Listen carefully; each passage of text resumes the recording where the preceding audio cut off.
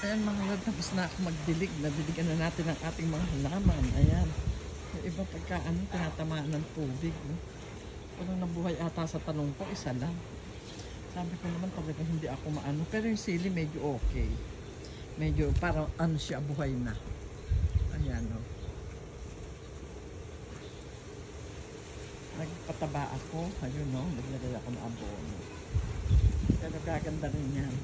Pero yung tanong isa lang, parang ewan ko kung buhay pa to kung ano. Ang hirap magtanim. Kasi hindi naman ako green thumb. Ayan siya mga lord. Yung mga talbos, ito sisiga namin siya. Siguro ililipat ko dun. Kasi dito, kung dito, mahirap. Sisiga tayo dyan. Hindi ko alam kung ano dapat gawin sa aking talbos.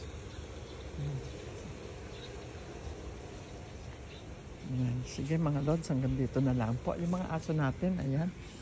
Yung isa, nakawala, pinawalan ko. Alam mo na, sana yan pag umaga eh.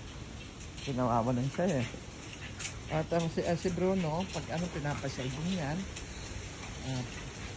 Pero mahirap siyang ipasya, mga lods. Sige po mga lods, hanggang dito na lang po. Ayan, pinasyal ko na kayo.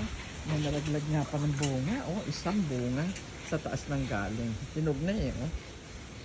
Ayan po. Sige po, salamat po. Pakishare na lang po ang aking mga ang aking video.